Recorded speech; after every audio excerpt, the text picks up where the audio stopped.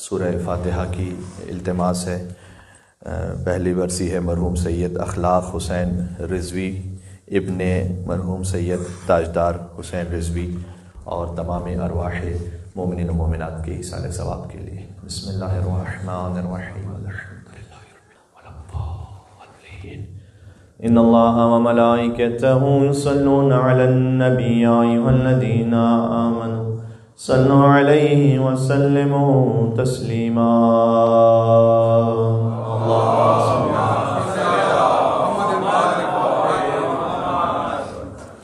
اعوذ باللہ من الشیطان الرجیم، بسم اللہ الرحمن الرحیم۔ نحمدک اللہم یا من نور قلوبنا بانوار المحبت العلویہ واکمل لنا دیننا بالولایت المرتضویہ واتم نعمتہ علینا بالہدایت الحیدریہ ونصلی ونسلم علی الخاتم لما سبق والفاتح لمن غلق والمعلن الحق بالحق حبیبک وحبیبنا بالقاسم المصطفى محمد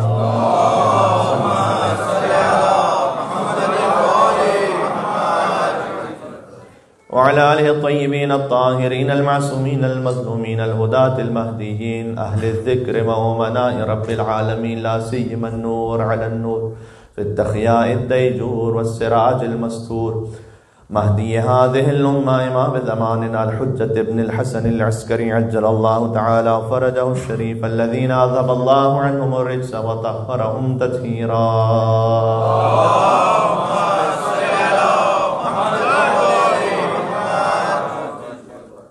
ولعنة الله على من لم يقر بولايتهم أو قاس غيرهم بهم أبد الآبدين ودهر الطاهرين۔ مرحوم کے ایصال ثواب کے لیے دعا امام زمان علیہ السلام۔ بسم اللہ الرحمن الرحیم۔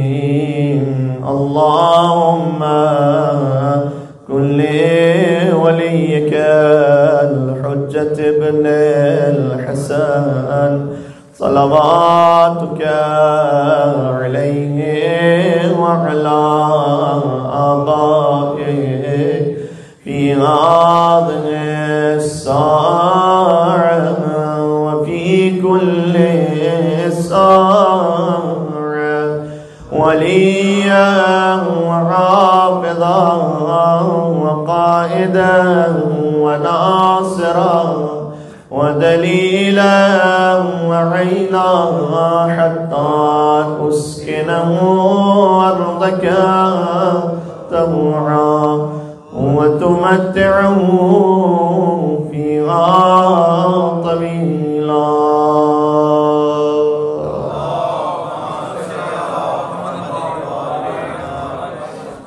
أما بعد فقد قال الله الحكيم في كتابه المجيد بسم الله الرحمن الرحيم أولئك عليهم صلوات من ربهم ورحمة وأولئك هم المهتدون۔ مل کے صلوات بھی دے محمد اور آل محمد پر، اللهم صل على محمد۔ اس مجلس ایصال ثواب میں سورہ بقرہ کی ایک آیت کی ہم نے تلاوت کا شرف حاصل کیا ہے کہ ہمیں یقین ہے کہ اس سے قبل کی جو آیات کے ساتھ اس کا کنٹینیوشن اور تسلسل ہے وہ اگر سامعین میں سے یاد نہ ہو کسی کو تو کم از کم آشنا ضرور ہیں سب ان آیات سے۔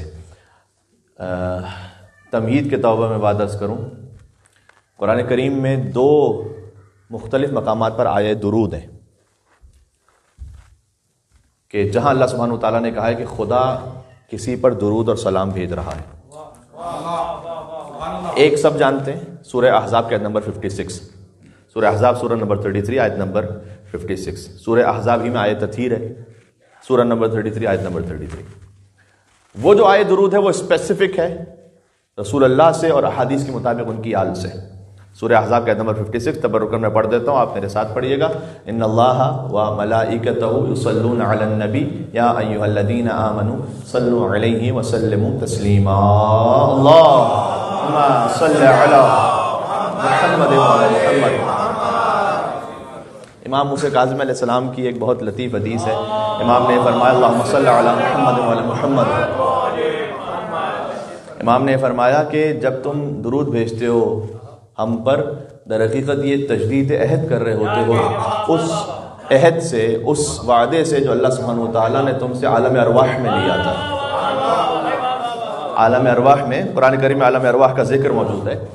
ہمیں یاد نہیں تو اس کا مطلب یہ نہیں ہے کہ وہ ہوا نہیں تھا، کیونکہ قرآن میں اس کا ذکر موجود ہے. ہم میں سے کسی کو بھی یاد نہیں کہ ہم شکم مادر میں تھے، لیکن تھے یقیناً. تو کسی چیز کا یاد نہ ہونا اس بات کی دلیل نہیں کہ وہ ہوا نہیں تھا. اسی لیے وحی پروردگار کی ضرورت ہے کہ وہ چیزیں جو ہمیں یاد نہیں ہے یا ہماری معلومات سے باہر ہیں، ہم اپنی عقل سے اس کو نہیں سمجھ سکتے، تو وحی کی ضرورت ہوتی ہے اس کو ایکسپلین کرنے کے لیے. تو قرآن کریم میں اللہ سبحانہ وتعالیٰ نے عالم ارواح کا، عالم ذر کا ذکر کیا ہے، اور وہاں اللہ سبحانہ وتعالیٰ نے کہا کہ تم یاد کرو اس موقع کو. اللہ نے کہا اس طرح سے کہ تم یاد کرو اس موقع کو کہ جب ہم نے تمہاری ارواح سے عہد لیا تھا کہ تم اللہ کے سوا کسی کی عبادت نہیں کرو گے.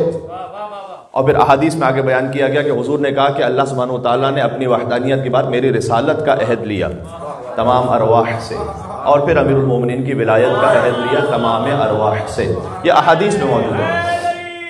یا علی، اسی وقت امام نے فرمایا کہ چونکہ حضرت ابراہیم علیہ السلام نے اس عہد کو، یعنی امیر المومنین کی ولایت کے عہد کو فوراً قبول کر لیا، لہذا اللہ سبحانہ وتعالیٰ نے انہیں مقام خلت عطا فرمایا، اس لیے کہ وہ محمد اور آل محمد پر کثرت کے ساتھ درود بھیجا کرتے تھے. ابراہیم علیہ السلام کو مقام خلت اس لیے نصیب ہوا کہ وہ کثرت کے ساتھ محمد اور آل محمد پر درود بھیجتے تھے. ایک مل کے صلوات اور بھیجے گا محمد اور آل محمد پر. اللہم صلی علی محمد و آل محمد. جانا مجھے آگے ہے لیکن یہ تمہید ضروری ہے تاکہ اگلی آیت کی جو ہم بات کرنا چاہ رہے ہیں اس کی ذرا اہمیت واضح ہو جائے. تو امام موسیٰ کاظم علیہ السلام نے کہا کہ جب تم درود بھیجتے ہو تو در حقیقت وہ جو عالم ارواح میں اللہ نے تم سے وعدہ لیا تھا اس وعدے کی وفا کر رہے ہوتے ہو ہم پر درود بھیج کر اس دنیا میں. یعنی تم کہہ رہے ہوتے ہو کہ ہاں جو ہم نے وعدہ کیا تو اس وعدے پہ میں آج تک قائم ہوں کہ میں محمد اور آل محمد پر درود بھیج رہا ہوں. بات واضح ہو گئی. تو یہ آیت درود ہے سورہ احزاب میں جو اسپیسیفک ہے سرکار ختم مرتبت کے لیے، ان کی آل کے لیے. لیکن ایک لطیف بات یہ ہے کہ قرآن میں ایک اور آیت درود ہے. اللہ نے ایک اور گروہ پر درود و سلام بھیجا ہے لیکن وہ جنرل ہے، عمومی ہے. لیکن لازمی سی بات ہے کہ وہ وہی افراد ہوں گے جو اس مقام کے ہوں گے کہ اللہ یا اپنے حبیب پر درود و سلام بھیج رہا ہے یا ان لوگوں پر. اس آیت کا ترجمہ اولئک علیہم صلوات من ربہم، صلوات کا لفظ اس آیت میں سورہ بقرہ کی آیت ہے، ابھی میں نے خطبے میں پڑھی آپ کو. اولئک علیہم صلوات من ربہم، یہ وہ ہیں کہ جن پر اللہ کی جانب سے صلوات ہے، ہوا رحمہ اور اللہ کی رحمتیں ہیں، اور اولئک هم المہتدون، یہی خاص ہدایت یافتہ ہے. یہ کون سے لوگ ہیں؟ اس آیت سے دو آیتیں کہی ہیں. وَلَنَبْلُوَنَّكُمْ بِشَيْءٍ مِّنَ الْخَوْفِ وَالْجُوعِ وَنَقْصٍ مِّنَ الْأَمْوَالِ وَالْأَنفُسِ وَالثَّمَرَاتِ وَبَشِّرِ الصَّابِرِينَ الَّذِينَ إِذَا أَصَابَتْهُم مُّصِيبَةٌ قَالُوا إِنَّا لِلَّهِ وَإِنَّا إِلَيْهِ رَاجِعُونَ أُولَٰئِكَ عَلَيْهِمْ صَلَوَاتٌ مِّن رَّبِّهِمْ وَرَحْمَةٌ وَأُولَٰئِكَ هُمُ الْمُهْتَدُونَ. بہت غور کیجیے گا. ہم یقیناً تمہیں ٹیسٹ کریں گے. وَلَنَبْلُوَنَّكُمْ، یہ جو لام ہے نا، نبلو ورب ہے، اسے معنی کمپلیٹ ہے. نبلوکم یا نبلونکم، وی ول ٹیسٹ یو. لیکن وَلَنَبْلُوَنَّكُمْ لام جہاں کہیں آ جائے اس کا مطلب ہے حتمی ہے، یہ بات کوئی شک نہ کرنا. سورہ عصر سب کو یاد ہے، پہلی آیت میرے ساتھ پڑھیے گا. بسم اللہ الرحمن الرحیم. ان الانسان لا فی خسر، یہ وہی لا ہے. یقیناً انسان نقصان میں ہے الا الذین آمنوا. اس سورہ کا ٹون بڑا خوبصورت ہے. یعنی سورہ میں اللہ سبحانہ وتعالیٰ نے فرمایا کہ بائی ڈیفالٹ تم نقصان میں ہو. اسٹارٹ تم خسارے سے کر رہے ہو. کیوں؟ اس لیے کہ تمہاری زندگی ویسٹ ہو رہی ہے. الا الذین آمنوا، مگر یہ کہ اپنے آپ کو ایمان میں لے کر آتے. یعنی سارے انسان نقصان میں ہیں الا الذین آمنوا وعملوا الصالحات وتواصوا بالحق وتواصوا بالصبر. جب یہ چار باتیں ہوں، ایمان لے کر آؤ، عمل صالح ہو، صبر کرو، حق کی تلقین کرو. حق بولنا، خاص طور پر جہاں حق اور باطل ہو سامنے. ہم وی کانٹ بی نیوٹرل. حق اور باطل میں نیوٹرل رہنے والا باطل کا ساتھ دے رہا ہے. بات بات ہو رہی ہے؟ یہ نہیں ہو سکتا. ایک مل کے صلوات ایک بھیجتے محمد اور آل محمد پر. اللہم صلی علی محمد و آل محمد.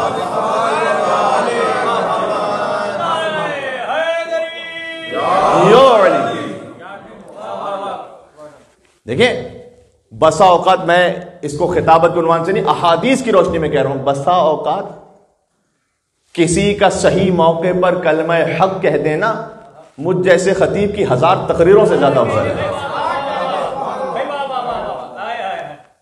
صحیح، بہت ضروری ہے. تو اس لیے کہا ایمان اور عمل صالح ہو گئے. عمل صالح پہ رکی نہیں بات. وتواصوا بالحق وتواصوا بالصبر. حق کا الگ سے ذکر کیا. حق کی تلقین کرو, صبر کی تاکید کرو. اس لیے کہ جب حق کے راستے پہ چلو گے تو مشکل ہوگی, تو صبر کرنا پڑے گا. صبر کا مطلب ہاتھ پر ہاتھ رکھ کے بیٹھنا نہیں, صبر کا مطلب استقامت دکھانا ہے. ٹھیک ہے, میں مشکلات کے لیے حاضر ہوں, استقامت دکھانا ہے. بات واضح ہو رہی ہے؟ اچھا ذرا غور کیجیے گا. تو ان الانسان لفی خسر, یقیناً انسان نقصان میں. یہ لام ان الانسان لا یطغی ان رآہ استغنی, یقیناً انسان طغیان کرے گا, سرکشی. ان رآہ استغنی, جب وہ اپنے آپ کو خدا سے الگ بے نیاز سمجھنا شروع کر دے گا. جب وہ سمجھنا شروع کر دے گا کہ اب میرے پاس جو کچھ ہے بس میں کافی ہوں اپنے آپ کے لیے, چاہے زبان سے نہ کہے لیکن اس کا ایکشن یہ بتلا رہا ہو, وہ پھر طغیان کرے گا, کہنے کی سرکشی کرے گا. تو جو لام ہے یہ میں ایک مثال دے رہا تھا آپ کو, ٹھیک ہے. وَلَنَبْلُوَنَّكُمْ. اچھا اس میں لطافت اور بھی عربی کی, وَلَنَبْلُوَكُمْ سے بھی بات کافی تھی, وَلَنَبْلُوَنَّكُمْ ایک نون اضافہ کیا گیا. اس کا مطلب ہے کہ یہاں پر آپ 3 مرتبہ یقیناً کا لفظ شامل کیجئے ترجمے میں. یقیناً یقیناً یقیناً. اس خاطر ہے کہ ہم کہتے ہیں قرآن کا حقیقی ترجمہ کسی زبان میں ممکن نہیں ہے. اب عربی زبان میں ایک بات وہ جو فقط جو ایک لام ہے اور ایک نون جس پر تشدید ہے اس میں ہے. لوگ کہتے ہیں قرآن کا ایک ایک لفظ موجود ہے, ایک ایک لفظ چھوڑ دیجئے, ایک ایک حرف, اس حرف پر ایک ایک حرکت. یہ لنبلونکم ہے تو بات الگ ہے, لنبلوکم ہوتا بات بالکل دوسری ہوتی. لام پر اگر زیر ہوتا تو ٹھیک ہے. میں آپ یقین فرمائیے گا. تو وَلَنَبْلُوَنَّكُمْ نون پر جو تشدید ہے, تشدید کا مطلب ہے کہ 2 نون ہے, 2 نون ملا کر ایک نون بنا ہے نا, تشدید کا یہ مطلب ہے. تو 2 نون کا مطلب الگ سے 2 مرتبہ پھر سے تاکید ہے. تو کتنی مرتبہ ہو گیا؟ 3 مرتبہ. یقیناً ایک لام والا یقیناً, 2 نون والا یقیناً. یقیناً یقیناً یقیناً نبلونکم, ہم تمہارا امتحان تو لیں گے. آئے درود کو ذہن میں رکھیے گا, جانا وہاں تک ہے. یقیناً یقیناً یقیناً تمہارا امتحان لیں گے. یعنی یہ نہیں ہو سکتا کہ کوئی یہ ایکسپیکٹ کرے کہ میرا کوئی امتحان ہونے ہی نہیں والا. نہج البلاغہ سے آپ کو سنا رہا ہوں. ایک شخص تھا, مولا کائنات کے سامنے دعا کر رہا تھا, اللہم انی اعوذ بک من الفتن. فتن بھی امتحان کو کہتے ہیں. صحیح, امتحان کے لیے خود عربی زبان میں فتنے کا لفظ بھی امتحان کے لیے بھی آیا ہے. مطلب انما اموالکم اولادکم فتنہ, یقیناً تمہارا مال اور تمہاری اولاد فتنہ ہے. فتنہ والا فساد والا نہیں ہے. اولاد ہر ایک چاہتا ہے, مال ہر ایک چاہتا ہے, تو کیا فتنہ ہے پھر؟ فتنہ کا مطلب امتحان ہے, یہ ٹیسٹ ہے تمہارا. صحیح. فتنہ ایک تھیسس تھا, کسی طالب علم نے ایران میں لکھا تھا کہ قرآن میں لفظ فتنہ یا اس کے روٹ ورڈز میں سے کتنے الفاظ ہیں کہ جو پورے قرآن میں یوز ہوئے ہیں. ایک لفظ فتنہ قرآن میں 11 میننگز میں یوز ہوا ہے, الگ الگ جگہ. پھر قرآن میں امتحان کا لفظ بھی ہے, سورہ ممتحنہ تو خود قرآن میں موجود ہے. 2 جگہ امتحان کا لفظ ہے قرآن میں. تمحیص کا لفظ ہے قرآن میں. تمحیص کا مطلب ہے کہ ہم ٹیسٹ کر کے الگ الگ کر دیتے ہیں لوگوں کو, حق ایک طرف باطل ایک طرف. ٹھیک ہے.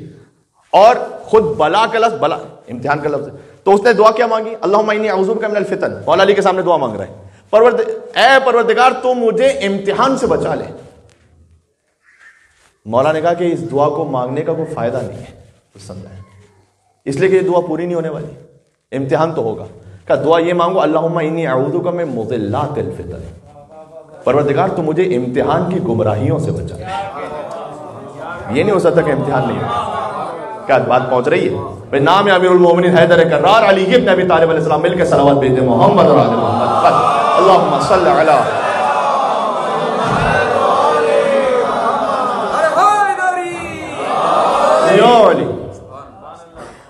یہ بات اس لیے بھی عرض کر رہا ہوں کہ امتحان کی ایک کیفیت یہ بھی ہے کہ مثلاً ماں باپ میں سے کسی کے انتقال کی خبر آئے پردیس سے, ہم پردیس میں بلکہ اپنے وطن سے خبر آئے اور جا نہ سکیں جنازے پہ.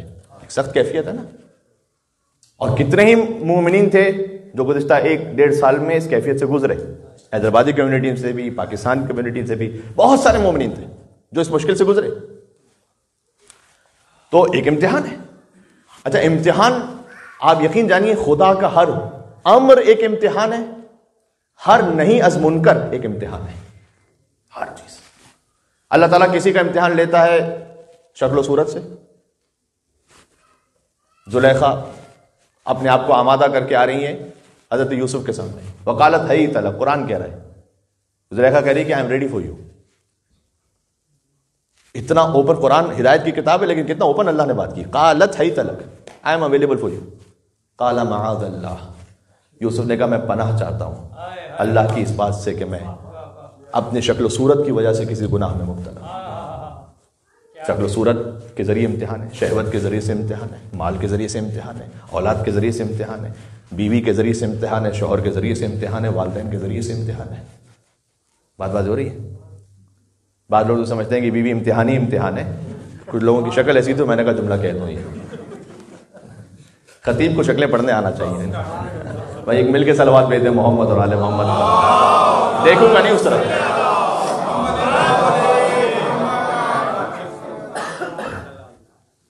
کیونکہ جب ممبر سے بیان کیا جا رہا ہو تو جس پہ بیت رہی ہوتی ہے اس کی شکل پہ آ جاتا ہے۔ تو امتحان، تو ہر مولا علی نے کہا یہ نہیں ہو سکتا کہ تم یہ دعا کرو کہ امتحان نہ ہو، یہ دعا قبول ہی نہیں ہونے والی۔ یہ ایسا ہی ہے کہ جیسے کوئی ایگزامینیشن ہال میں پہنچے ہو کہ اے اللہ میرا کوئی امتحان نہ ہو۔ پھر اللہ نے بھیجا یہاں پر کس لیے؟ ٹھیک ہے، یہ کہو کہ پروردگار اللہم انی اعوذ بک من مضلات الفتن، میں امتحان کی گمراہی سے بچ جاؤں، یہ دعا مانگو۔ ہاں، بعض احادیث کا مفہوم یہ ہے کہ یہ دعا نہ مانگو کہ پروردگار تو مجھے کبھی بھی کسی کا محتاج نہ کر۔ آپ زندگی گزار سکتے ہیں بغیر کسی اور کے، کبھی ایسا ہو نہیں سکتا، صحیح ہے؟ کبھی آپ ڈاکٹر کے محتاج بنیں گے، کبھی آپ انجینئر کے محتاج بنیں گے، کبھی وہ عالم کے محتاج بنیں گے، ایسا ہی ہے نا زندگی، اللہ تعالیٰ نے نظام یہ رکھا ہے۔ لہذا بزرگ علماء کہتے تھے کہ یہ دعا نہ مانگو کہ پروردگار مجھے کبھی کسی کی ضرورت پیش نہ آئی، دعا قبول ہی نہیں ہونے والی۔ اللہ تعالیٰ نے بنایا تمہیں ایسے کہ تمہیں ایک دوسرے کے لیے ضرورت ہو۔ دعا یہ مانگو پروردگار تو مجھے کبھی کسی پست انسان کا محتاج نہ بنا۔ اللہ بات پہنچ رہی ہے، میں کیا عرض کرنے لگا؟ بیٹھ مل کے صلوات اور بھیج دیں محمد اور آل محمد پر، اللہم صلی علی۔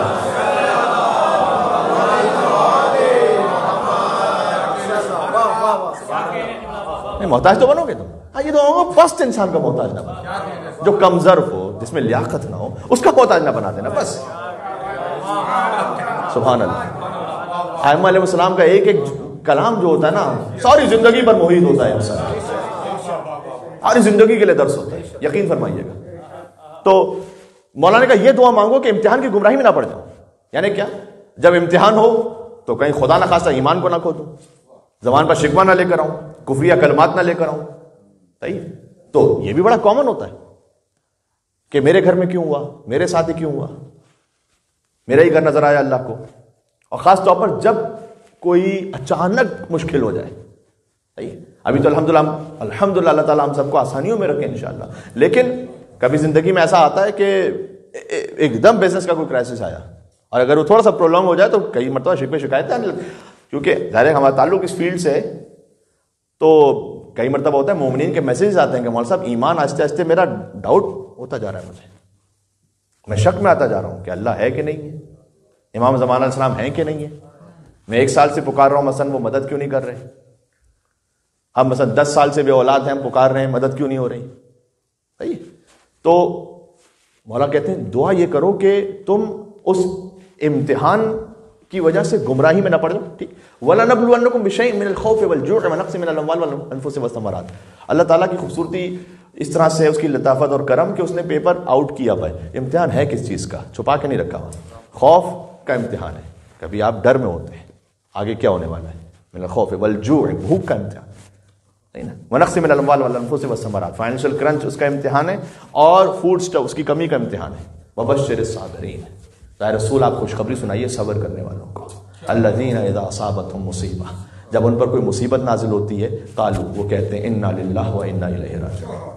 یہ فقط انا للہ و انا الیہ راجعون کسی موت کو سننے کے لیے نہیں ہے، اس پر بھی ہے، لیکن کہا جب مصیبت آئے تو انا للہ و انا الیہ راجعون، ہم اللہ کے لیے اللہ کی طرف لوٹ کے جانے والے، ہمارے توکل کو بڑھاتا ہے یہ، ہم اللہ کے لیے انا للہ، ہم یہاں دنیا کے لیے ہیں ہی نہیں. انا للہ. جناب امیر نے فرمایا کہ خلقتم للبقاء لا للفنا. اے انسان اللہ نے تجھے باقی رکھنے کے لیے خلق کیا، فنا کرنے کے لیے خلق نہیں کیا ہے. تو تم یہاں کے لیے خلق نہیں ہوئے، کہیں اور کے لیے خلق ہوئے. سبحان اللہ. ایک کلام جناب امیر کا واقعہ بات ہو رہی. تو انا للہ و انا الیہ راجعون. جو اس منزل پر گزر جائے، فقط لقلقہ لسانی کے تک نہیں، اس کا وجود یہ کہہ رہا ہوں، اولئک علیہم صلوات من ربہم. یہ وہ ہیں کہ جن پر اللہ صلوات بھیج رہا ہے. ایک رسول اللہ پر صلوات ہے، ایک وہ کہ جو امتحان میں صبر کرتے تھے کہہ لیں انا للہ و انا الیہ راجعون، اس پر اللہ کی جانب سے صلوات ہے. صلوات کا ایک حق بنتا ہے یہاں پر مل کے باواز بلند تمام مصائب کے حل کے لیے انشاءاللہ. اللہم صلی علی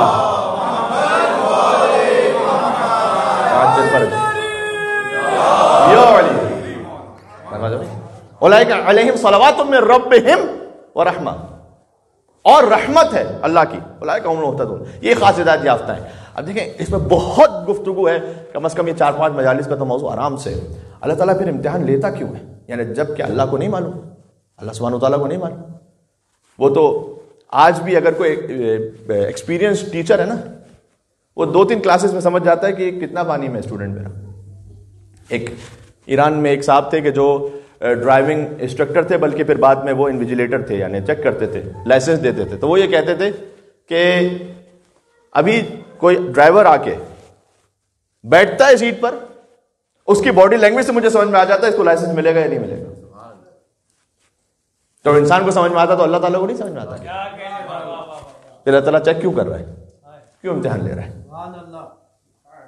کم از کم 5 وجوہات ہیں. بس یہ 5 سن لیجیے گا، ایک کے بعد ایک مصائب پہ آ جاتا ہے. 5 وجوہات ہیں کہ اللہ امتحان لیتا کیوں ہے. پہلی ہم اور آپ کے لیے جو سب سے زیادہ فریکوینٹ ہو جائے، ہم سوئے ہوئے ہوتے ہیں کسی غفلت میں، غفلت سے اللہ ہوش میں لے کے آنا چاہتا ہے. ہوش میں اس پہ تھوڑا سا شیک ہونا ضروری ہوتا ہے. اللہ سبحانہ وتعالیٰ ہلاتا ہے. احادیث میں کثرت کے ساتھ ہے. تو انسان غفلت میں ہوتا ہے. کتنی مرتبہ ایسا ہوتا ہے کہ قرآن میں نہیں ہے. اب یہ الگ بات ہے کہ انسان اس امتحان کی وجہ سے جب ہوش میں آ جائے تو پھر کتنا جاگتا ہے وہ، اور پھر کتنا دوبارہ سو جاتا ہے، یہ اس کے اوپر ہے. والذی یسیرکم فی البر والبحر حتی اذا کنتم فی الفلک وجرین بہم بریح طیبۃ وفرحوا بها جاءتها ريح عاصف وجاءهم الموج من كل مكان وظنوا انه محيط بهم دعوا الله مخلصین له الدین لئن انجیتنا من هذه لنكونن من الشاکرین فلما انجاهم اذا هم یبغون فی الارض بغیر الحق. یہ سورہ یونس آیت نمبر 23 اور 24. خدا وہ ہے جو تمہیں خشکی پر سیر کراتا ہے، سمندر پہ سیر کراتا ہے. یہاں تک کہ جب تم سمندر میں جا رہے ہوتے ہو، حتی اذا کنتم فی الفلک، تم کسی کشتی میں ہوتے، وجرین بہم بریح طیبۃ وفرحوا بها، اور آس پاس بہت اچھا ایٹماسفیئر ہوتا ہے. یہ سمبولک ٹرم ہے جو اللہ سبحانہ وتعالیٰ یوز کر رہا ہے. تمہاری زندگی بڑی اچھی جاری ہوتی ہے.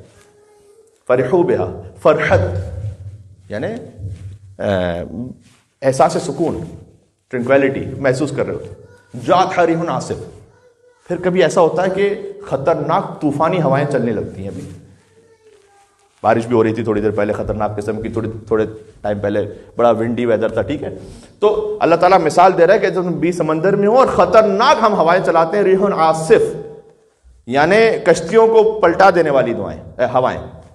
وجاءہم الموج من کل مکان، اور تم بالکل آدھی رات کو سمندر کے درمیان ہو، تمہیں یہ یقین ہو گیا کہ اب موت نے مجھے چاروں طرف سے گھیر لیا ہے. یعنی تم ایک ایسے امتحان میں جا کے پڑھتے ہو کہ پھر جہاں تمہیں بچنے کا کوئی امکان نہیں، ایسی سب گرفت میں ہو. دعوا اللہ مخلصین لہ الدین. اللہ کہتا ہے یہی ایک وقت ہوتا ہے انسان جب تو اپنے پروردگار کو بہت خلوص کے ساتھ پکارتا ہے. یہ غفلت سے اٹھانا ہے اللہ کا. آپ بہت سے، میں اپنے آپ پہ کسی اور پہ کیوں کہوں، اپنے آپ کے لیے کہتا ہوں، جب کبھی کسی سخت مشکل میں آ جاتے ہیں، کہیں کہ عزت کا معاملہ ہو جائے، کہیں کو اور معاملہ ہو جائے، اس وقت جو نماز کی کیفیت ہے اور جو اللہ کی طرف رجوع کرنے کی کیفیت ہے وہ تھوڑی وہ الگ ہی ہوتی ہے. باقی تو آئے مسلح پر 2-4 منٹ میں بس اٹھک بیٹھک کر کے فارغ ہو گئے.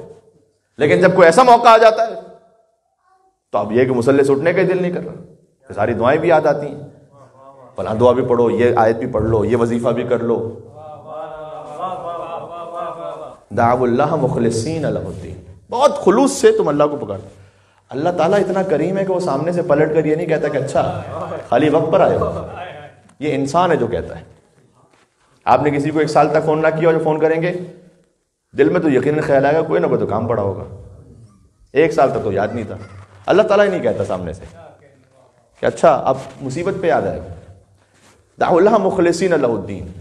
وہ کہتا ہے پروردگار لئن انجیتنا من ھذا، تو یہ جو میں اتنے سخت مشکل میں پرابلم میں آ گیا ہوں تو مجھے اس سے بچا لے. لئن انجیتنا، نجات چاہیے، اس سے نجات دے دے. لَنَكُونَ لام کو میں سمجھا چکا ہوں آپ کو اور نون کو بھی سمجھا چکا ہوں. لَنَكُونَنَّ مِنَ الشَّاكِرِينَ، یقیناً یقیناً یقیناً میں تیرا شکر کرنے والا بندہ بن جاؤں گا. میں بالکل 100% راہ راست پر آ جاؤں گا. اللہ تعالیٰ کرم کرتا ہے، وہ یہ نہیں کہتا پلٹ کر کہ تم اس وقت کیوں آئے ہو اپنی مشکل میں فقط میرے پاس، اپنے مطلب پر آئے ہو. فَلَمَّا أَنْجَاهُمْ، اللہ کہتا ہے ہم دعا قبول کر لیتے ہیں، ہم سن لیتے ہیں. فَلَمَّا أَنْجَاهُمْ، تمہیں نجات دیتے ہیں. جیسے ہی اس کی کشتی کو ساحل کے قریب لے کر آتے ہیں، فَلَمَّا أَنْجَاهُمْ إِذَا هُمْ يَبْغُونَ فِي الْأَرْضِ بِغَيْرِ الْحَقِّ، وہ جیسے زمین پر قدم رکھتے ہیں اسی وقت سے پھر فساد شروع کرتے ہیں.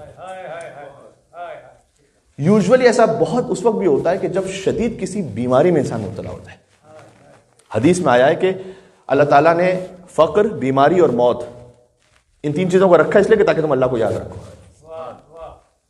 صحیح، ورنہ اگر یہ 3 چیزیں نہ ہو نا پھر کوئی ولی اللہ ہی ہوگا جو اللہ کو یاد کرے گا. فقر میں آؤ گے یعنی کہیں نہ کہیں کسی مشکل میں آؤ گے فائنینشلی تو پھر اللہ کو یاد کرو گے. اس میں نہیں آؤ گے تو بیماری تو ہر ایک کو آنی ہے. اور خاص طور پر اگر کوئی ایسی سکنس ہو جائے کہ جس کا سے ویکنس بہت ہو جائے، کبھی نہ کبھی آپ لائف میں اس سے گزرے ہوں گے، ہر انسان گزرتا ہے کبھی نہ کبھی. تو اس وقت وہ اپنے آپ سے کیا کہہ رہا ہوتا ہے؟ وہ بہت چیز سوچ رہا ہوتا ہے کہ میں نے فلاں غلط کام کیا، یہ کیا، ایسا کاش نہ کرتا، وہ نہ کرتا، کاش، اور اللہ تو بس مجھے تھوڑا سا صحت دے دے. تو بہت سے وعدے کرتا ہے انسان کہ میں تیرا اچھا بندہ بنوں گا. فَلَمَّا أَنْجَاهُمْ إِذَا هُمْ يَبْغُونَ فِي الْأَرْضِ بِغَيْرِ الْحَقِّ، اللہ کہتا ہے تم جیسے زمین پہ قدم رکھتے ہو فساد شروع کرتے ہو. یا ایھا الانسان، پہلے اللہ نے کہا انما بغیکم علی انفسکم، یہ یاد رکھنا تم اللہ کو نہیں دھوکہ دے رہے، تم اپنے آپ کو دھوکہ دے رہے. تم اللہ کو نہیں، یو کین ناٹ چیٹ اللہ سبحانہ و تعالیٰ، اللہ کو نہیں دھوکہ دے سکتے. انما بغیکم علی انفسکم متاع الحیات دنیا، دنیا کی تھوڑی سی زندگی ہے، گزار لو. ثم الینا مرجعکم، جانا کہاں ہے؟ آنا تو ہمارے ہی پاس ہے. فننبئکم بما کنتم تعملون، ہم اس وقت خبر لے لیں گے جو کہ تم دنیا میں کیا کرتے تھے. ہمیں جلدی ہے ہی نہیں، جلدی نہیں ہے اللہ کو. یہ بات میں شاید کسی اور حوالے سے آپ کے سامنے کہہ چکا ہوں کہ انتقام کی جلدی اسے ہوتی ہے جیسے حکومت چھن جانے کا خوف ہوتا ہے.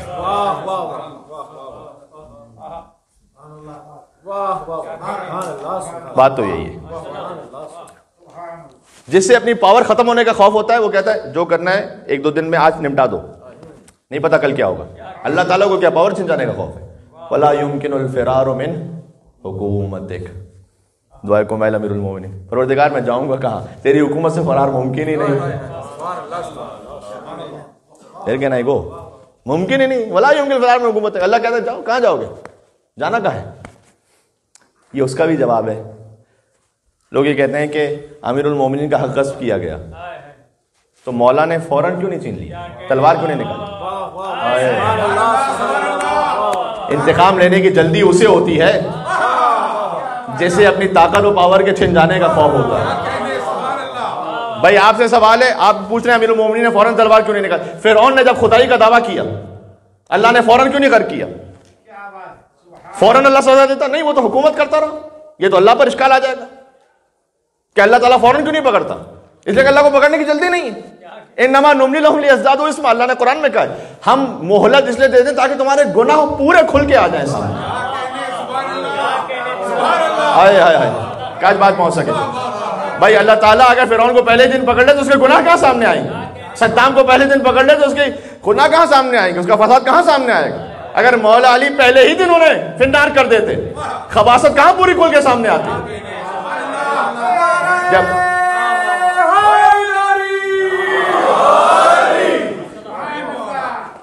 جب گناہ کھل کے ایکسپوز ہو گیا، اب اس کے بعد فرعون نے سوچا بھی نہیں ہوگا کہ میں دریا سے گزر رہا ہوں تو یہاں پہ یہ دریا دونوں مل جائیں گے اور میں غرق ہو جاؤں گا. وہاں اللہ نے غرق کر کے بتلایا جہاں نہ بچنے کا امکان تھا، نہ بھاگنے کا امکان تھا، نہ جائے رفتن نہ پائے ماندر، کچھ نہیں تھا. وہاں اللہ نے غر کر کے بتلایا کہ دیکھو تمہاری جھوٹی خدائی کا دعویٰ کیا تھا اور رب العالمین کی طاقت کیا تھی. امیر المومنین کا غصب کیا گیا. مولانا کہا کہ گناہ کھل کے سامنے آئے, یہ کھل کے ایکسپوز ہو, قیامت تک کے لیے لعنت کے مستحق بنے. اس کے بعد امیر المومنین جواب کب دیا؟ گویا یہ علی کا انتقام تھا کہ جب تیسری خلافت پر امیر المومنین کے پاس آئے کہ اب آپ قبول کر لیجیے. مولانا نے رد کر دیا اسے, کہ تم جو دینے آئے ہو اس کی حیثیت علی کی نگاہ میں پھٹی ہوئی جوتی سے زیادہ حقیر ہے. اس وقت علی نے خلافت کو رد کر کے بتلا دیا کہ کرسی کا فقیر کون ہوتا ہے اور مومنوں کا امیر کون ہوتا ہے.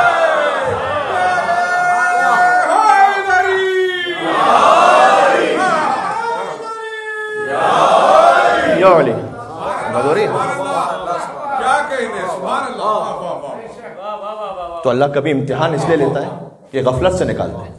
یہ خوش نصیب ہوتے ہیں وہ لوگ کہ جو امتحان کی وجہ سے غفلت سے نکل جاتے ہیں, ورنہ کچھ لوگ ہوتے ہیں کہ جو اور اس میں مبتلا ہو جاتے ہیں. پہلی بات. دوسرا, اللہ تعالیٰ اس لیے امتحان لیتا ہے کہ کبھی وہ کچھ اجر و ثواب دینا چاہتا ہے کسی مومن کو. یہ احادیث کا مفہوم ہے کہ اس کی نیکی کوئی ایسی ہے نہیں, لیکن اللہ ثواب دینا چاہتا ہے تو ایک امتحان میں ڈال دیتا ہے. اچھا, امتحان سے ہمارے ذہن میں بہت بڑی بڑی باتیں آتی ہیں. مثال کے طور پر یہی کہ کسی کی موت کی خبر سننا, خود بیماری مبتلا ہو جانا, کئی اولاد کے لیے خدا نہ خواستہ کچھ ہو جانا. لیکن یہ تو ہے ہی. میں آپ کو بتاؤں چھوٹی سے چھوٹی بات بھی. ایک حدیث میں نے پڑھا, مجھے بڑا لطف آیا. آپ کے ساتھ بھی کبھی نہ کبھی ہوا ہوگا اور یہ بار بار ہوتا رہتا ہوگا. کوئی ایسی ضروری چیز, مثلا موبائل ہے, مثلا پاسپورٹ ہے, مثلا کوئی آپ کے آفس کی کوئی ایسی, وہ گم ہو گئی, آپ ڈھونڈ رہے ہیں, وقت پہ مل نہیں رہی, ہوتا نہیں ہوتا, اور ایک دم ٹینشن ہو گیا. حدیث میں آیا ہے کہ اللہ اس لیے مبتلا کرتا ہے کہ یہ جو 2-3 لمحے تمہارے دل میں جو یہ ٹینشن آ گیا, ایک مصیبت آ گئی اور تم گھبرا گئے, لیکن زبان پر کوئی کفریہ لفظ نہیں آیا. اللہ تعالیٰ اس 2 لمحوں کی تکلیف کی وجہ سے کچھ خاص گناہوں کو معاف کر دیتا ہے جو مومن نے کیے ہوئے.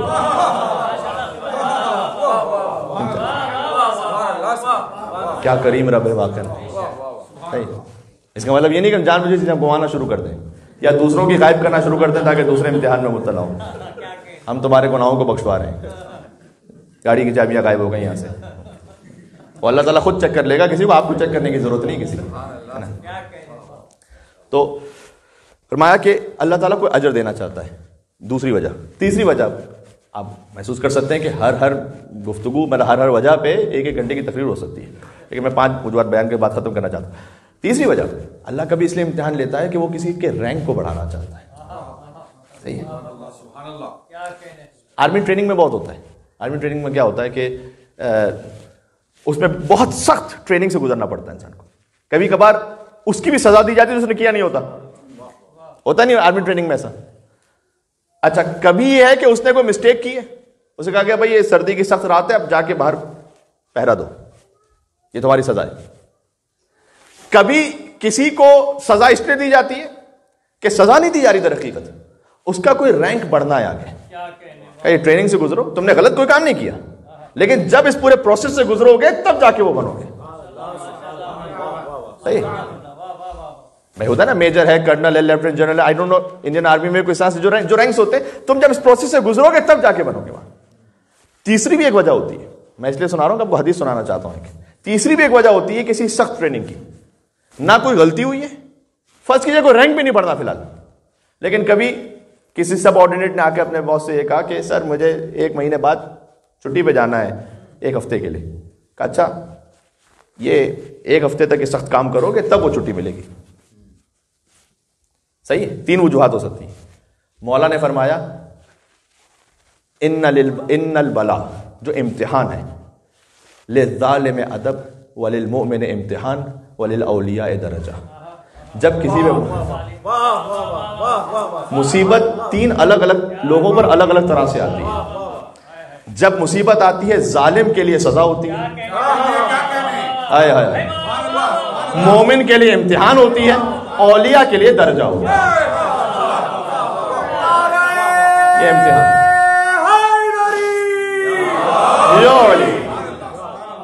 یہ وجہ اللہ ظالم کو اسی سزا سے ادب سکھاتا ہے، سزا دیتا ہے. مومن کا امتحان لیتا ہے، اولیاء کا درجہ بڑھا دیتا ہے. صحیح؟ 3 وجوہات ہو گئی. چوتھی وجہ، اللہ تعالیٰ امتحان بعض مرتبہ اس لیے لیتا ہے کہ وہ خود انسان کو یہ بتانا چاہتا ہے کہ تم اپنے مقام کو چیک کرو کہ تمہارا اللہ سے در حقیقت رابطہ کتنا مضبوط ہے. کبھی کبھار ہم اپنے آپ کو بہت فن خان سمجھ رہے ہوتے صفر بٹا صفر ہے. 2 امتحان آئے تو فارغ فیل ہو گئے. میں کہیں اور کیوں جاؤں.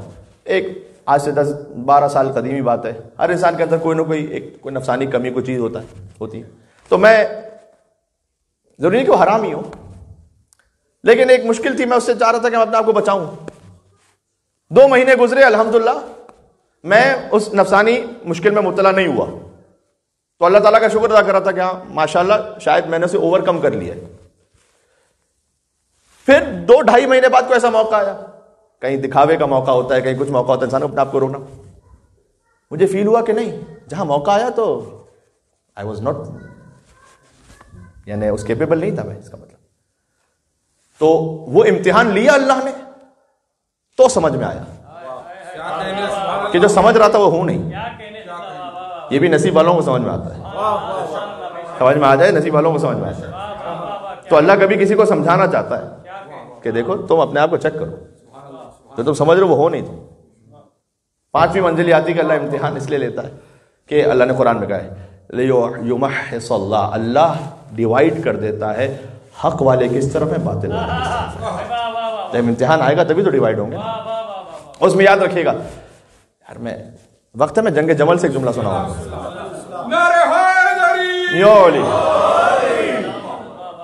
بعض مرتبہ ایسا ہوتا ہے، حق اور باطل ہے نا، کبھی کبھار آپ کو بڑی بڑی شخصیات نظر آئیں گی ایک طرف، تو یو ول فیل کہ یار یہ کیسے غلط ہو سکتا ہے، یہ تو غلط نہیں ہو سکتا. نہ، کبھی بھی دھوکے میں نہ جائیے گا، کبھی بھی دھوکے میں نہ جائیے گا. جنگ جمل میں کیا ہوا ذرا سن لیجئے گا. جنگ جمل میں کچھ لوگ آئے مولا کے پاس اور وہ جینوئنلی کنفیوز تھے. ایک مرتبہ تو ہوتا ہے نا کہ ایک انسان فتنہ کر رہا ہے، وہ بات نہیں. آج اپنے آپ کو 14 سال بعد نہ سوچیے، اس سینیریو میں سوچیے. تو جینوئنلی کنفیوز ہے. امام سے پوچھا اس نے، کہا یمکن ان یجتمع طلحہ و زبیر و عائشہ علی باطل، کیا ممکن ہے کہ یہ اتنے بڑے بڑے نام ہیں، طلحہ ہے، زبیر ہے، تو یہ سب رسول اللہ کی زوجہ ہے، کیا یہ سب باطل پر جمع ہے؟ اتنے بڑے بڑے لوگ، یہ بہت بڑی بڑی پرسنالٹیز تھی ان کی، کوئی چھوٹے لوگ نہیں تھے. ایک تو یہ کہ رسول اللہ سے قربت، ایک رشتہ داری ہے. دوسرا یہ کہ 3 خلافتوں کے گزرنے کے بعد پروٹوکول بہت بڑھ بھی گیا. آپ ایک شخصیت کو بناتے میڈیا سے بناتے نا، ہو سکتا ہے کوئی کچھ نہ ہو، 6 مہینے بعد جو ہے وہ پوری دنیا میں اس کا نام ہے. کیوں؟ لیکن 6 مہینے بہت زیادہ کہہ رہا ہوں میں، 2-3 دن میں ہو جاتا ہے کام. آج کے 2 دن میں ہو جاتا ہے کام. ٹھیک ہے. آج کل تو پتہ نہیں کیا ٹک ٹاک اسٹارز، یہ وہ سب آفت خرافات کیا کیا نکلا ہوا ہے، اللہ خیر کرے. بس ہم کہہ رہے ہیں ہمارے زمانے میں بھی ہے 25 سال بعد، 30 سال بعد، 100 سال بعد امام کا ظہور ہو جائے تو امام ہی بچا سکتے ہیں، ورنہ تو امام کے ظہور کی تاجیل کے لیے ایک صلوات بھیجے گا. اللہم صلی علی محمد و محمد. اس نے جینوئنلی پوچھا کہ اے علی، میں واقعاً کنفیوز ہوں کہ یہ کیسے پاسبل ہے کہ اتنی بڑی بڑی پرسنالٹیز وہ غلط ہو سب. کتنے سینیریوز آتے ہیں ایسے. مولا نے وہ جواب دیا کہ ادبائے عرب کہتے ہیں کہ اس سے بڑھ کر فصیح و بلیغ جملہ کلام عرب میں کہا نہیں گیا. مولا کائنات نے کہا ان الحق والباطل لا یعرفان باقدار الرجال، اعرف الحق تعرف اہلا، اعرف الباطل تعرف اہلا. مولا نے کہا یاد رکھ، افراد کے معیار سے حق اور باطل کو نہیں پہچانا، حق اور باطل کے معیار سے افراد کو پہچانا.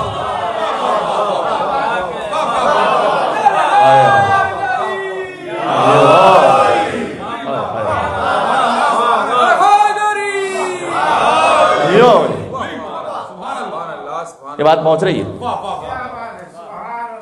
صدیوں پر محیط ہے علی بن ابی طالب کا یہ ایک جملہ. پوری طرح مل کے صلوات اور بھیج دیں محمد اور آل محمد پر.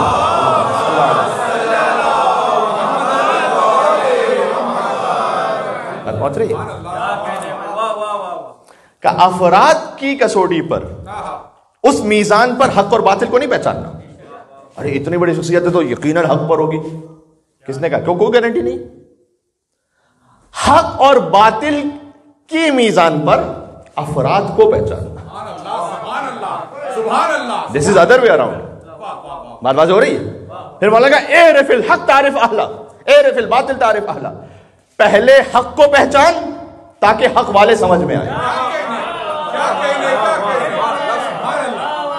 افراد کے ذریعے حق کو نہ پہچان، پہلے حق کو پہچان تعرف اہلہ تاکہ اہل حق سمجھ میں آئے.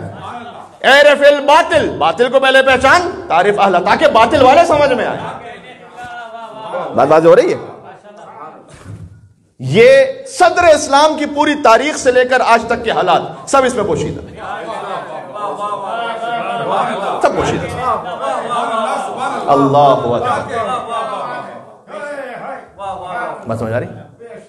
کیا کوئی بڑی سے بڑی پرسنالٹی ہو، یعنی سمجھ لینا کہ ہمیشہ حق پر ہے. پرسنالٹیز کے ذریعے سے رائٹ اینڈ رانگ نہیں پہچاننا، رائٹ اینڈ رانگ کے ذریعے سے پرسنالٹیز کو پہچاننا. بات بات ہو رہی. اب آپ کی توجہات چاہتا ہوں، ایک منزل اور چلیں گے میرے ساتھ آگے. یہ اصول دنیا کے ہر شخص کے لیے یہی ہے جو علی نے بیان کیا، سوائے خود علی ابن ابی طالب کے. میں کچھ کہنا چاہ رہا ہوں بھائی، بات پہنچی؟ میں کیا کہنا چاہ رہا ہوں؟ عرض یہ کرنا چاہ رہا ہوں کہ ہمیشہ یہ دیکھنا حق کیا ہے باطل کیا ہے، پھر دیکھنا حق والے کون ہے باطل والے کون ہیں. لیکن جہاں علی کا معاملہ آ جائے چیک نہیں کرنا حق کیا باطل کیا، ضرورت ہی نہیں ہے. علی ہے تو حق ہے.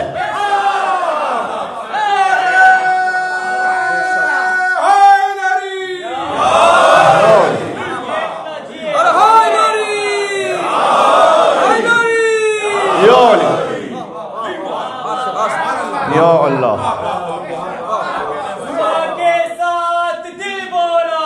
علی مولا، نبی بولے خدا بولا، علی مولا، علی مولا، میزان میں تولا، علی مولا، علی مولا،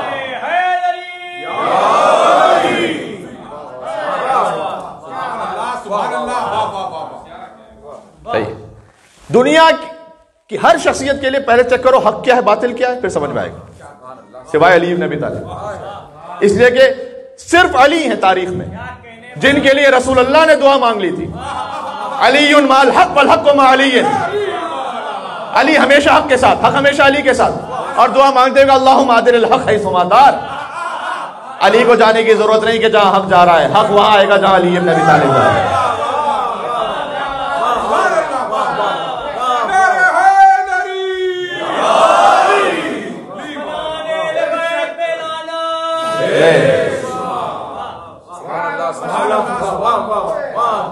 سبحان اللہ. عبداللہ ابن مسعود سے غالباً روایت ہے کہ وہ کہتے ہیں کہ میں دیکھ رہا تھا کہ اہدنا الصراط المستقیم حضور پڑھے تھے مسجد میں، سیدھی راہ پر ثابت قدم رکھا. تو خلیفہ اول نے آگے بڑھ کے پوچھ لیا کہ صراط مستقیم کیا ہے، کیا اس سے مراد قرآن ہے؟ حضور نے کہا کہ یہاں اس آیت میں صراط مستقیم تو قرآن تو ہے یقیناً، اس میں تو کوئی شک نہیں، لیکن جو مصداق رسول بیان کرنا چاہتا ہے. حتیٰ بعض تاریخوں میں تو یہ کہ انہوں نے یہ پوچھ لیا کہ انجیل ہے، توریت ہے، یہ ہے وہ ہے، نہیں. اتنے میں امیر المومنین داخل ہوئے مسجد میں. اب آپ اگر کسی سے بات کریں کوئی داخل ہو تو آپ دیکھیں گے نا تھوڑی دیر اس کی طرف. تو انہوں نے دیکھا اور اس کے بعد رسول اللہ سے پھر پوچھا یا رسول اللہ بتائیے گا صراط مستقیم کیا ہے؟ اور انہوں نے کہا دیکھ بھی رہے اور پوچھ بھی رہے.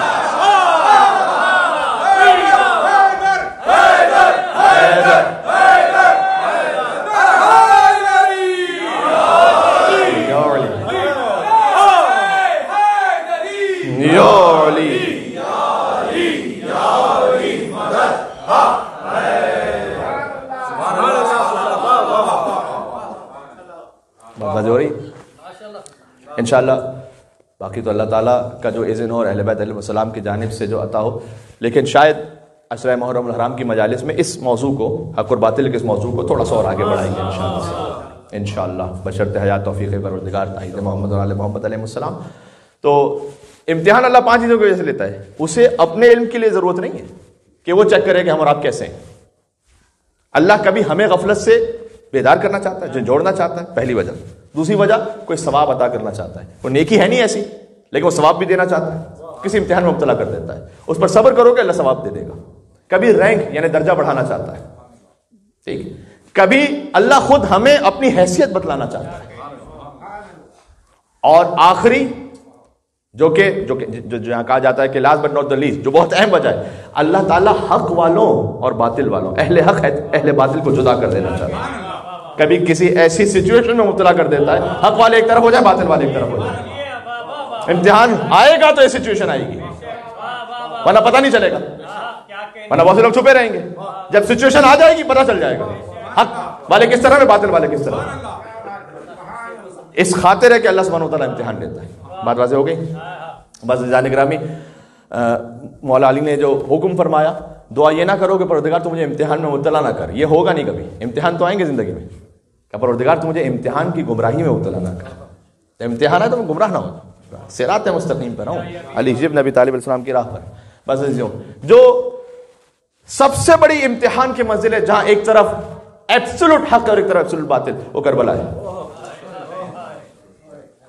بدر کو یوم الفرقان کہا گیا کہ حق اور باطل میں فرق کر دے، اور ڈیسائسو یوم الفرقان وہ کربلا ہے۔ کربلا میں آپ ہسٹری دیکھیے گا، ایسے بھی سینیریوز ہیں کہ بیٹا ایک طرف، باپ ایک طرف، صحیح ہے، باپ یزید کے لشکر پہ، بیٹا حسین کے لشکر پہ، سینیریوز ہیں ایسے، استاد ایک طرف، شاگرد ایک طرف۔ یقین فرمائیے گا ایسے سینیریوز ہیں کہ امام حسین السلام کے لشکر کے ایک صحابی ہیں، وہ جب جاتے ہیں مقتل میں، ان کے سامنے ایک شخص آیا، اس نے کہا کہ تم چلے جاؤ، اس لیے کہ میں نے تم سے کوفہ میں قرآن پڑھا ہوا ہے، یعنی میں تمہارا اسٹوڈنٹ ہوں قرآن کا۔ تو اس نے سامنے پلٹ کے جواب دیا کہ جو قرآن کا استاد ہے اس سے کہہ رہو کہ جنگ نہیں لڑوں گا، اور جو قرآن ناطق ہے، جس کے جد پہ قرآن نازل ہوا ہے، تو فیصلہ کن یوم الفرقان ہے کربلا، جہاں اب نہ کوئی رشتہ داری ہے، نہ کوئی استاد شاگرد، کچھ بھی نہیں ہے یہاں پر یہ ہے کہ حق کیا ہے، باطل کیا ہے۔ قبیلے کا ایک فرد اس طرف ہے، دوسرا فرد دوسری طرف ہے، بہت کامن ہے، ٹھیک ہے۔ اس کا مطلب کیا ہے کہ کسی خاص قبیلے سے ہونا، کسی جگہ سے نہ، کوئی گارنٹی دیکھو یہ کہ حسین کی طرف یہ چیک کرو پہلے، سبحان اللہ۔ ہاں، کچھ کو توفیق ہو گئی، جو تھے یزید کے لشکر میں، آگے حسین کے لشکر میں۔ سب سے بڑی مثال تو حر علیہ السلام کی مثال ہے، ورنہ اور بھی مثالیں ہیں، ایسا نہیں کہ فقط حضرت حر کی مثال ہے، اور بھی کچھ لوگ آئے بعد میں آئے، لیکن حضرت حر کی مثال تو سب جانتے ہیں، اس لیے کہ وہ عظیم الشان مثال اس لیے کہ خود راستہ روکا اب عبداللہ حسین علیہ السلام کا، ثقلت قوم ہو گیا، اور اے حر تیری ماں تیرے ماتم میں بیٹھے۔ امام حسین کیوں کسی کو اس کی ماں کے نام سے مخاطب کرتے جملہ کہیں گے؟ کیوں کہیں گے؟ امام حسین رحمت للعالمین کے نواسے ہیں، خلق عظیم کی منزل پر ہے۔ حسین جانتے تھے کہ جب میں اس کے سامنے اس کی ماں کا ذکر کروں گا تو اسے میری ماں فاطمہ زہرا یاد آئے گی۔ ہدایت کا ایک طریقہ تھا، تو فوراً اس نے فوراً لگام کو چھوڑ کے کہا کہ اے فرزند رسول، آپ کی ماں سیدۃ النساء العالمین ہے، اگر کسی اور نے مجھے کہیں راستے میں یہ جملہ کہا ہوتا تو میں ویسا ہی پلٹ کر اسے جواب دیتا، لیکن میں آپ سے یہ نہیں کہہ سکتا، اس لیے کہ آپ کی ماں بنت رسول سیدۃ النساء العالمین، میں نہیں کہہ سکتا۔ یہ کیا تھا؟ یہ امام حسین علیہ السلام نے اسے جھنجھوڑ دیا۔ نام سید کونین میں اتنی طاقت ہے عزیزوں، اتنی طاقت ہے۔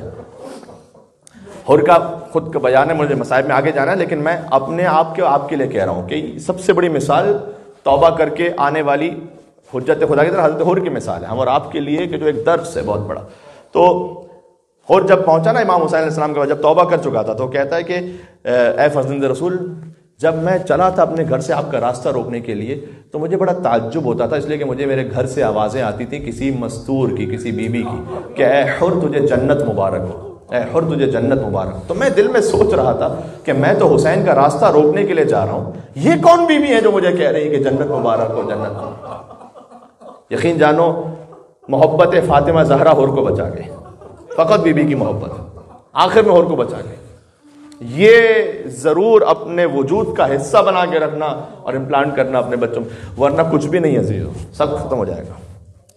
بس عزیزوں، تو کربلا میں جو جس مقام پر رتبے پر تھا اس نے اتنی ہی بڑی قربانی دی. پھر اصحاب نے، انصار نے قربانی دی، بنی ہاشم کے جوانوں نے قربانی دی. ہائے ہائے اون و محمد. یا اللہ، ابھی عشرہ محرم آئے گا، ایک ایک قربانی کا ذکر انشاءاللہ. دل میں محرم دستک دے رہا ہے آہستہ آہستہ. صحیح ہے، یہ امام حسین علیہ السلام کا کام ہے کہ جو کھینچ رہا ہوتا ہے اپنے طرف. آج جہاں کھڑے ہو جائیے، مومنین سے بات کیجئے، کوئی نہ کوئی محرم کی بات کر رہا ہوتا ہے. عشرہ محرم میں یہ ہے، یہاں ہے، ایسا ہے، فلاں جگہ مجلس ہے، فلاں جگہ اس طرح سے اہتمام ہے، تبرک ہے، نیاز ہے. یہ امام حسین کی محبت ہے.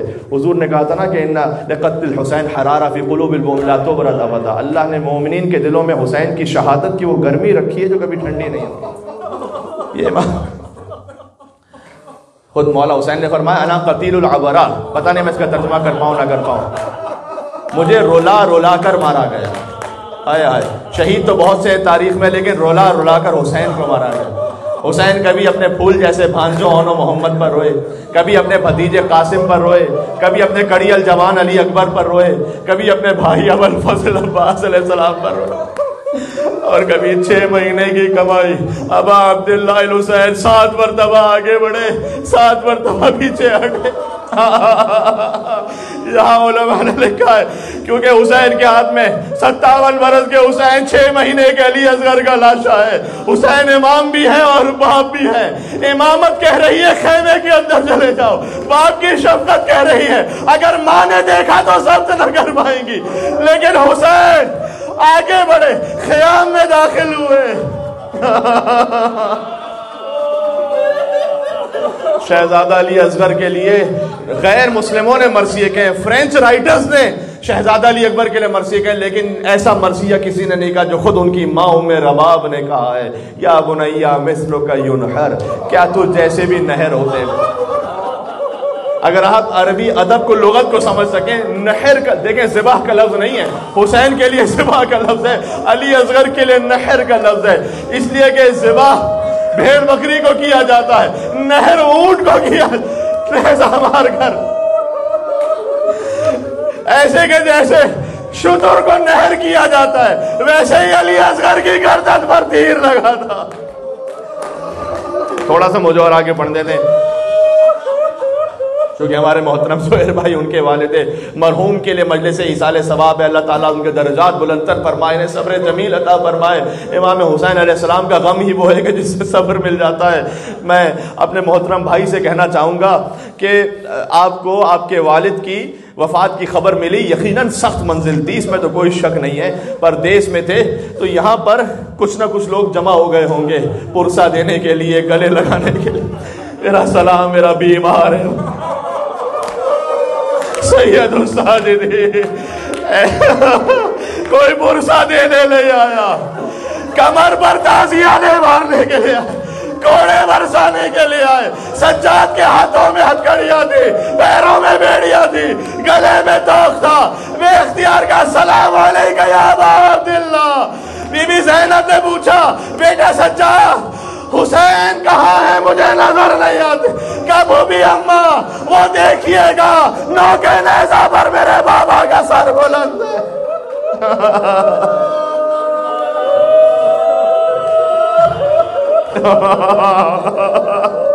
اللہ تعالیٰ مجھ اور آپ کے دل کو محرم کے لیے آمادہ فرما دے. ہم غم امام حسین کے لیے اپنے آپ کو طاہر کر لیں انشاءاللہ گریا کر کے. فرش عزا پر تشریف فرمائے. آخری جملہ کہنے لگا ہوں، ایسے تو بہت سے مومنین گزرے، میں نے کہا نا یہاں حیدرآبادی کمیونٹی میں بھی اور بھی مومنین کمیونٹیز میں کہ جن کے والدین کی خبر آئی وہ یہاں تھے، نہیں پہنچ سکے پرسے کے لیے، تعزیت کے لیے، بلکہ جنازے میں شرکت کے لیے، قبر پہ نہیں جا سکے. لیکن کوئی ایسا بیٹا تو نہیں ہوگا کہ جس کے باپ کا لاشا موجود ہو وہ خود چاہ رہا ہو شہر چھوڑ.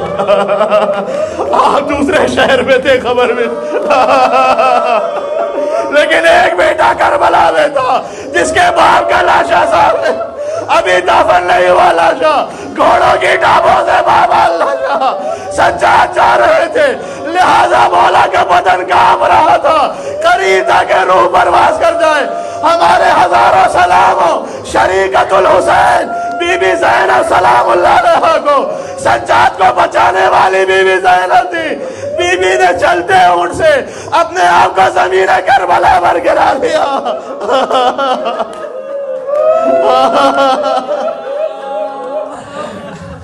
مولا سجاد نے کہا پھوپھی اماں انہوں نے اپنے لاشیں تو دفن کر دی ہیں. یہ مقتل میں جملہ موجود ہے. یزیدی یہ لعین انہوں نے اپنے لاشیں کہا اپنے لاشیں دفن کر دی ہیں. میرے بابا کا لاشا دفنانے والا کیا اگر نہ ہوتا مقتل میں تو نہ پڑتا. مجھے معاف کر. کہا یہ میرے بابا کو کیا مسلمان بھی نہیں سمجھتے؟ کوئی دفن کرنے کو حسین کو تیار. کہا بیٹا سجاد بی بی زینب نے تسلی دی بیٹا ایک دن آئے گا یہاں پر قبریں بنیں گی, یہاں پر مزار بنیں گے, یہاں پر زائرین آئیں گے. مولا زمانہ ہو گیا حسین کی زیارت پر بھی نہیں جا سکے, اربعین پر بھی نہیں جا سکے. مولا توفیق عطا کر. آخری جملہ کے سجاد معجزے کے ذریعے 3 دن بعد آئے حسین کا لاشا دفنانے کے لیے. آپ نے بھی میتوں کو دفنایا ہوگا. بہت سے مومنین ایسے جو قبر میں اترے ہوں گے. شریعت کا حکم ہے چہرے کو قبلے کی طرف کر دو. سجاد نے زبان حال پڑھ لو کہ بابا آپ کے لاشے پر سر موجود نہیں, بابا قبلے کی طرف کیا کروں. سجاد نے اپنی کٹی ہوئی گردن اپنے لبوں کا حسین کی کٹی ہوئی گردن پر رکھا. کہا ذا قبر حسین ابن علی الذی قتلوہ عطشانا. یہ اس حسین کی قبر ہے جسے 3 دن کا بھوکا پیاسا فرات کے قریب جہاں جانور پانی پی رہے تھے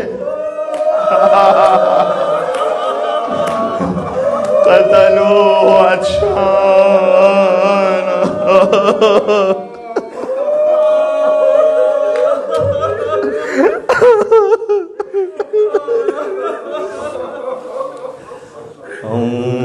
هذا قبر حسين بن علي الذي قتلوه عطشانا. آگے کا جملہ ہے. مجھے کبھی مصائب پڑھتے ہوئے آپ کو خود حیا آتی ہے کہ جملہ کیسے کہوں. اگر کہ جس کے لاشے کو ظالموں نے بے لباس کر دیا.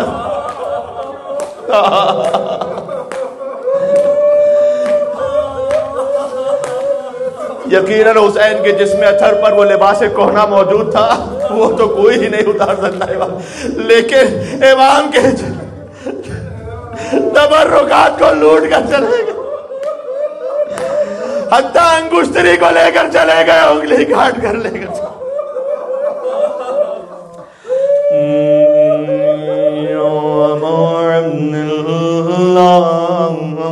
السلام علیکم یا ابا عبد اللہ وعلى الأرواح التي علت ببنائك.